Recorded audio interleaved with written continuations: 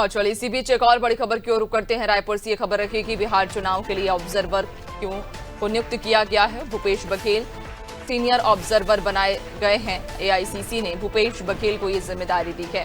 तो अशोक गहलोत, अधीर रंजन चौधरी भी senior observer बनाए गए हैं। तो बिहार चुनाव के लिए ऑब्जर्वर नियुक्त किए गए भूपेश बघेल सीनियर ऑब्जर्वर बनाए गए हैं, जहां एआईसीसी ने भूपेश बघेल को ये जिम्मेदारी दी है। ज्यादा जानकारी लेंगे सहयोगी कुलभूषण लगातार हमारे साथ बने हुए हैं। कुलभूषण, बिहार चुनाव के लिए ऑब्जर्वर्स को नियुक्त किया गया है और इसी क्रम में भूपेश बघेल सीनियर ऑब्जर्वर बनाए गए हैं।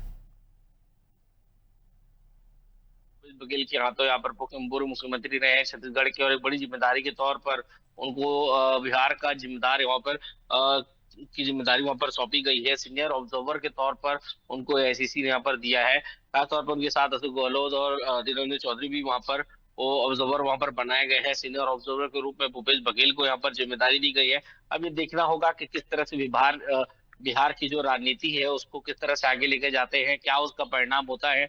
आने वाले चुनाव में भी किस तरह से किस तरह से खेल वहां पर रहता है, क्योंकि भी बहुत से उतार चढ़ाव जो है बिहार में देखने को मिल रहे हैं। लगातार सभाएं हो रही हैं, लगातार वहां पर लगातार सूचनाएं वहां से अलग अलग आ रही हैं। तो अब ये देखना होगा कि कितना कारगर होता है, कितना फायदा भूपेश बघेल को बिहार चुनाव से मिलता है और क्या उसका नतीजा रहता है बिहार चुनाव में, ये देखने वाली बात होगी। जी बिल्कुल, यानी कि कहीं ना कहीं अब जब ऑब्जर्वर्स को नियुक्त किया गया है और खुद इस बार भूपेश बघेल को चूंकि सीनियर ऑब्जर्वर बनाया गया है, तो देखने वाली बात होगी कि आखिरकार कितना बदलाव आने वाले समय में कांग्रेस पार्टी के भीतर होता है। बहुत शुक्रिया आपका, बने रहिएगा और भी आगे आपसे अपडेट्स लेंगे।